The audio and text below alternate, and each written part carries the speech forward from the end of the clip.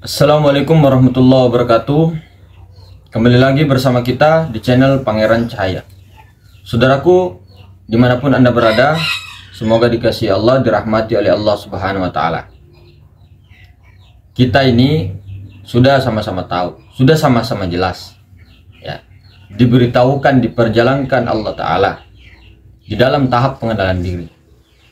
Jadi zaman yang sekarang yang sudah terbuka luas, ya, dibuka hakikatnya oleh Allah Ta'ala, ilmu-ilmu ma'rifat, ilmu-ilmu tauhid bertebaran di mana-mana. Ini adalah kesempatan untuk orang-orang yang sudah jelas-jelas, ya, diperlihatkan oleh Allah Subhanahu wa Ta'ala. Maksudnya hakikatnya Allah Ta'ala sendiri, ya, melihat daripada dirinya melalui nurnya, tajallinya. Hamba diperjalankan sendiri, hamba dia sendiri yang memperjalankan daripada nurnya sendiri untuk melihat daripada dirinya di luar dirinya. Kemudian Allah Ta'ala sudah buka sejelas-jelasnya. Berapa kali kita bilang, barang yang sudah jelas, ya, jangan lagi dicari-cari. Barang yang sudah sangat terang, jangan lagi disenter-senter. Yang sudah kelihatan jelas. Nah, paham gak? Tidak jelas. Kalau sudah zamannya mencari, sudah ketemu, jangan lagi dicari-cari. Cukup dimesrakan. Bagaimana kemesraan ini, keresapan ini bisa terwujud terus. Nah, tapi bukan dengan keakuan kita, ikhtiar, tapi ikhtiarnya dengan la haula wala quwata illa billah. Ada metode-metodenya tuh banyak sekali metode-metode.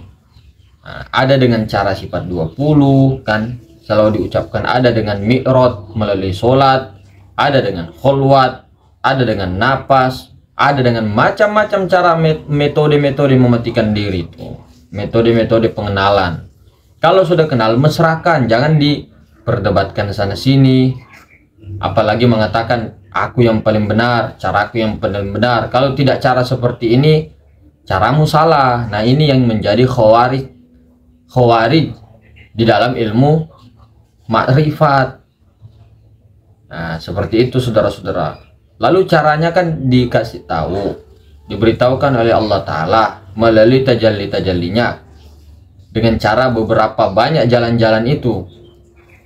Nah, jika cara memasrahkan diri, ya, atau cara peleburan, atau cara menyerahkan, atau cara berlindung, banyak caranya. Fanakan. Nah, arti fana ini banyak sekali, ya. Tapi di sini diartikan adalah menyerahkan. Nah, menyatakan itu termasuk fana. Menyatakan, menyerahkan, menghancurkan. Bukan berarti Allah Ta'ala dihancurkan, tidak. Tapi kita menghancurkan keakuan kita, menyerahkan keakuan kita kepada keakuannya Allah. Nah, jadi cara-cara salah satu metodenya yang pertama, jadikan tubuh kita ini loh, yang dari rambut dari sampai ujung kaki ini, itu jadikan afalnya Allah. Jadi ketika dijadikan afalnya Allah, gerak dan diam, nah, itu menjadi suatu tugas kita, suatu amanah janji kita di dunia, untuk menyatakan ini afalnya Allah Ta'ala, gerak dan diamnya kepada diri dulu, baru kepada alam semesta. Nah, kepada diri ini dulu yang penting, kemudian kepada alam semesta. Jadi jadikan yang nampak-nampak semua ini, nah, dari rambut, telinga, semuanya, mata, kelengkapannya ini sampai ujung kaki, itu adalah afal Allah. Jadi gerak, diam, nah, diam, gerak, itu adalah afal Allah, perbuatan Allah. Jangan pandang yang ini sekarang, jangan pandang bahwa ini tubuh jasmani, jangan pandang yang berambut, itu sudah menjadi afal Allah. Oh, yang kelihatan itu yang wujud majasi adalah afalnya Allah, bayangannya afalnya Allah. Nah, baru kita fanakan hati kita. Nah, kan ada insan itu kan ada 4 komponen. Ada tubuh, hati, nyawa, rahasia. Tubuh jadikan afalnya Allah, hati kita jadikan asma'nya Allah. Jadi asma itu tempat tajalli daripada sifat asma hati. Jadi jangan pandang lagi hati kita ini yang berdarah, yang berdetak, itu tidak. Tapi itu adalah asma Allah, asma'nya Allah. Kemudian kita lagi fanakan nyawa atau rohani kita, jangan pandang ruh, jangan pandang nyawa lagi, tapi fanakan kepada sifat Allah. Nah, sifat Allah inilah yang bernama Muhammad. Inilah yang sebenarnya namanya Muhammad, si sifat, si roh. Nah ya, jadi inilah yang sebenarnya namanya Muhammad, nyawa. Nah, tatkala dia zohir namanya nafas. Tatkala dia nasab sekalian batang tubuh namanya nyawa. Nah, tapi sebenarnya ini adalah ruh. Seperti itu, nama batinnya ruh, nama zohirnya nafas, tatkala dia mesra namanya nyawa.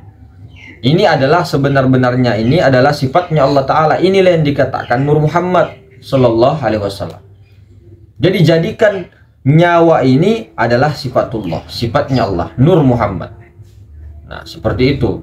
Kemudian kalau kita sudah menjadikan atau digerakkan oleh Allah Ta'ala sendiri, nah, untuk memfanakan itu kepada sifat, nyawa kita kepada sifatnya Allah, itu nanti tidak dicabut, saudara-saudara. Berapa kali bilang. Tapi ada orang yang mengatakan, oh kok mas begitu? Perasaan kita dari kecil, dari dulu kok tidak ada yang mengatakan begitu. Nah, itu kan ilmu-ilmu ini disembunyi. Cuma orang-orang tertentu, mursyid-mursyid tertentu, ya, guru-guru tertentu yang mengetahui itu supaya dia hilang nanti dikubur dengan izinnya Allah Ta'ala tentunya. Jadi kalau kita itu ana zonni abdibi, maksudnya ana inda zonni abdibi, aku tuh menurut prasangka hambaku. Jadi kalau kita berprasangka bahwa nafas ini hilang atau nafas ini kembali kepada ini, lepas daripada jasmani, itu mohon maaf, terserah saja sampean. Terserah panjenengan, terserah antum, terserah anda. Kalau mau meyakini itu terserah. Kita tidak salahkan. Tapi bagaimana prasangka kita kepada Allah, bagaimana prasangka itu juga prasangka itu yang terjadi. Jadi kalau pantaslah orang-orang yang dicabut nyawanya itu merasakan sakit, bagaikan 300 tusukan pedang, bagaikan yang dikuliti, kambing yang dikuliti itu. Wajar sekali saudara-saudara. Tapi kalau kita menjadikan daripada nyawa kita, nyawa ini ruhani menjadi sifat Allah, apa yang mau dicabut? Mau kemana? Cabut kemana? Jadi napas kemana? Napas itu masuk, mesra dia batang tubuh. Makanya jadikan sifat Allah itu, fanakan ke situ. Itu juga karena hidayahnya Allah. Nah, fanakan ke situ, mesrakan ke situ.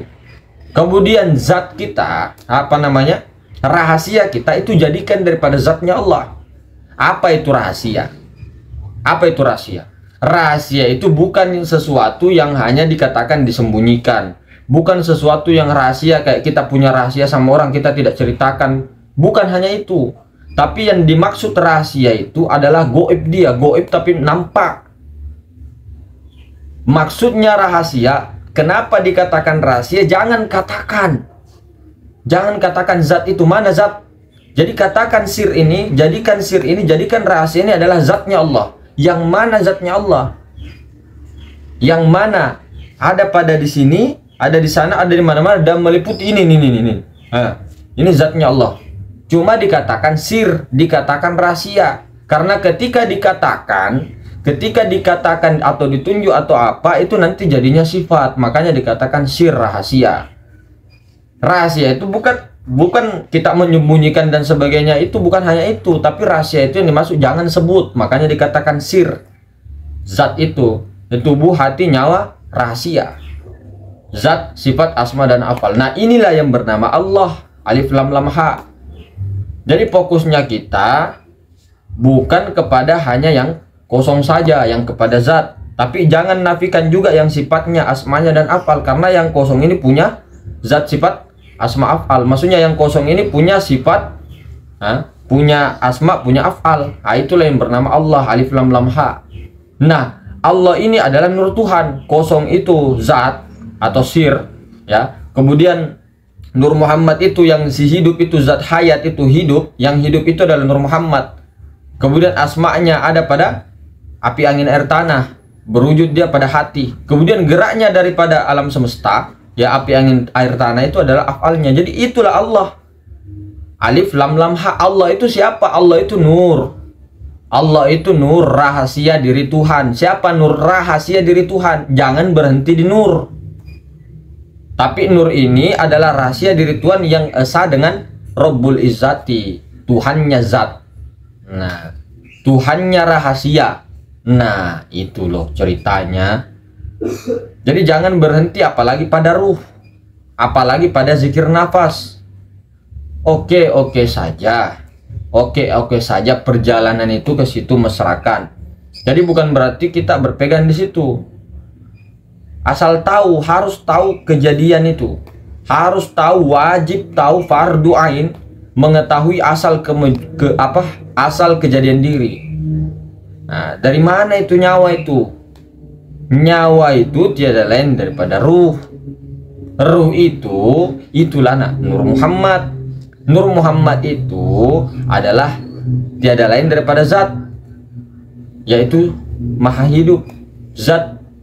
Kemudian zat itu daripada Rabbul Izzati, jadi harus diteruskan. Nah, itu cara pertama. Yang kedua, bagaimana cara mengetahui untuk memesrakan kepada Nur Muhammad dulu, Tuan atau Kang? Coba lihat ini, coba lihat. Kerasa? Ada rasanya? Garuk-garuk? Ada rasanya? Hah? Ada? Nah, mohon maaf ya. Misal. Jadi ini ada rasanya. Nah, gosok. Nah, rasa ini yang namanya ruh. Nah, ini rasa. Ini rasa ya. Nah, ini ruh, rasa. Nah, kemudian jangan berhenti di rasa, di ruh. Teruskan kepada kesadaran sir, yaitu rahasia, yaitu kesadaran bahwa zat maha hidup itu meliputi segala sesuatu. Nah, kemudian jangan juga tertahan daripada zat saja, tapi Rabbul Izzati. Nah, ini baru sempurna. Yang penting tahu aja lagi. Baru mesra kita di Nur Muhammad. Seperti itu. Yang penting tiada lain. Kita sudah mengetahui Rabbul Izzati, diberitahukan Allah ceritanya. Bahasa akalnya saja kita diberitahukan oleh Allah Ta'ala. Nah, itu Rabbul Izzati. Nah, baru kita mesra di Nur Muhammad terus. Zohir batin Nur Muhammad. Dan yang menyaksikan otomatis adalah Allah Ta'ala sendiri. Jadi Nur Muhammad itu memang bukan Allah, tapi Nur Muhammad itu tiada lain daripada Allah Ta'ala, karena tajallinya. Seperti itu saudara-saudara. Jadi itu adalah cara-cara yang terbaik, cara-cara yang begitu cepat, tinggal dimesrakan. Kalau sesuatu yang sudah itu tadi mantap, dimesrakan, diresapi. Jadi belajar itu jangan mencari terus. Semakin dicari semakin jauh. Cukup mesrakan terus itu. Nah, seperti itu saudara-saudara. Dan itu tadi, jangan pernah takut untuk menghadapi yang namanya ajal. Kemudian dikatakan itu, jangan pernah takut menghadapi ajal. Jangan pernah mengatakan itu sakit. Iya, kalau dicabut, kita prasangka dicabut, ya sakit. Tapi kalau sudah memulangkan sebelum mati, itu bahkan nenek kita, kakek kita, guru-guru kita, ulama-ulama kita di tasawuf itu keluar air maninya. Saking nikmatnya itu ajal menjemput itu, saking nikmatnya itu mati hissi, maksudnya itu di situ. Jadi jangan katakan bahwa kita itu kemana-mana, tidak, itu mesra kembali. Nah, maksud kembali kepada Allah itu nyatakan hak Allah dari Allah kembali menjadi Allah. Bukan kita mau jadi Allah, kembali menyatakan hak Allah, kemudian mesra dia. Nah, jangan yakini bahwa kita hidup karena nafas, kita hidup karena ruh. Tidak. Ruh itu, kita hidup karena ruh, tapi ruh hidup karena Allah. Allah itu adalah nur. Nur hidup itu karena Rabbul Izzati. Jangan berhenti di nur, teruskan dulu. Baru kalau sudah tahu Rabbul Izzati, baru mesrakan di nur terus. Nur itu yang bernama Allah. Jangan pisahkan nur Allah dengan Nur Muhammad. Nur itu Allah Ta'ala, itulah pokoknya. Yang penting tahu sampai Rabbul Izzati lah. Nah, seperti itu. Ya mungkin begitu saudara-saudara. Mudah-mudahan kita semua dianugerahi Allah Subhanahu wa Ta'ala untuk konsisten istiqomah dalam kemesraan, keresapan itu. Assalamualaikum warahmatullahi wabarakatuh.